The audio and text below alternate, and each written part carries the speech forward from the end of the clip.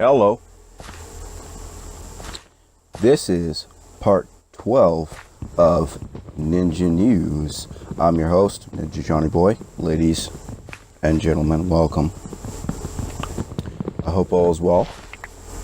I hope all is well with all of you. Wherever you are, whatever you're doing, whether it be morning, evening, afternoon, which is my favorite time. I'm recording this on May 3rd, Wednesday, 12:19 a.m. Excuse me. I usually upload late due to my schedule. Anyway, got a bit of a gem for you guys this time around. Got some newer zombies. Got some zombies in space. Part of the whole infinite warfare deal they got going on. Anyway, why don't we get into it, shall we? Alright. We got Angelo Musitano shot and killed in Hamilton mob hit. Yeah. So, this is breaking news. Police say multiple shots were fired at Musitano as he pulled into his driveway. Angelo Musitano, a member of Hamilton's notorious Musitano crime family, has been gunned down outside his suburban Hamilton home. Police say multiple shots were fired at Musitano as he pulled into the driveway of his home in Waterton late this afternoon, I presume, or last afternoon. He was in the vehicle when he was hit. When the emergency crews arrived, he was already without vital signs. He was later pronounced dead in hospital at the age of 39. Damn, I hate to hear this kind of stuff. It's kind of, it's kind of sad and somber stories, but maybe look forward to the weekend. We'll have the weekend review. Maybe we might have some more interesting stories. Anyway, gonna get on with the Hamilton police forensics investigators. Were on the scene in Waterton. A white pickup truck has been seen in the driveway with police evidence markers all around it. The front windshield showed the greatest evidence of being shot at, like smashed. We're talking about it's just getting ground to a pulp, like it's just sand in the face, and just not. It's a bad one, folks. Police are looking for a suspect in what they say was a targeted shooting.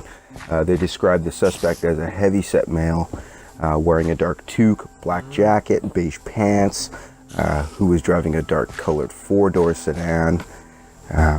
Neighbors said the car was waiting on the street for Musitano to come home. It fled northbound on the street. Hamilton Homicide Detective Sergeant Peter Tom said several shell casings were found. Well, yeah, obviously. He said emergency crews took Musitano out of the truck and made attempts to resuscitate him at the scene. He said there were 4 people in the home at the time of the shooting. Police canvasses the neighborhood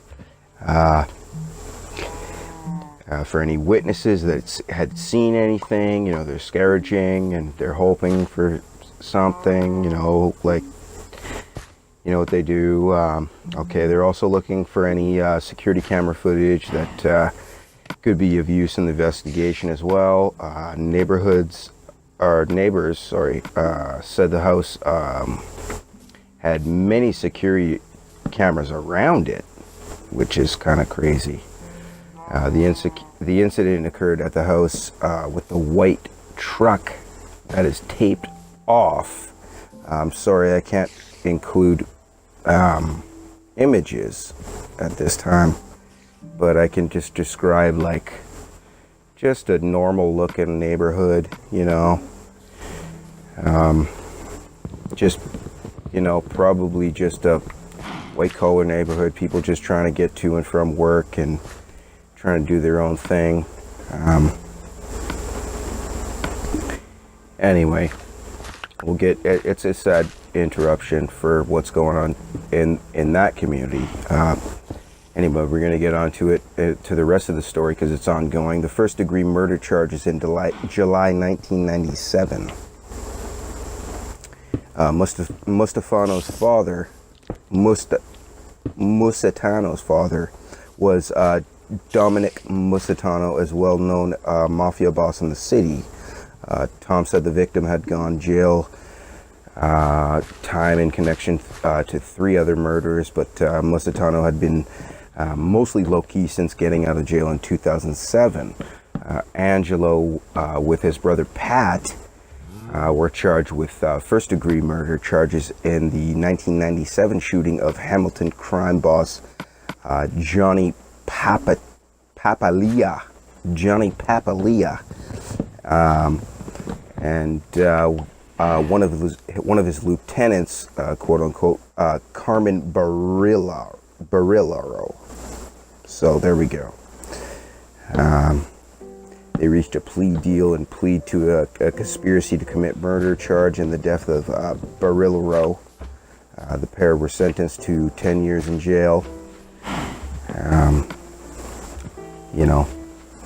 It's kind of a weird news story. Gang life, those guys, they're, I don't want to say too much. Neighbor Pierre Labelle lives a short distance away along Chesapeake Drive and has been there for 18 years. And he said he learned what he had happened via text from a friend, and then got a flurry of texts from others, quoting, first thing that I did was call my kids to see if they were safe. It's scary. This is not Toronto. This is sleepy Waterton. It's frightening when you hear this, a drive-by shooting like that. That's insane. He said he met Musitano, told him he owed a construction firm and a restaurant, but Musitano gave him a different last name, label, and only learned Tuesday of his neighbor's family and criminal history. He's going on the quote saying, "I've met him and we've talked about things a bit, and but that kind of thing he kept to himself, and he was busy." Liebel said he was thinking about the impact on the family, going on a quote saying, "You have to ask yourself why. Why? Just so disheartening. I mean, just the tragedy of it all for the family." End quote. I feel the same way. I feel the exact same way. Sheila Mariank lives several doors up the street. Her daughters were home after school, heard gunshots and commotion and all that, and it's sad to hear,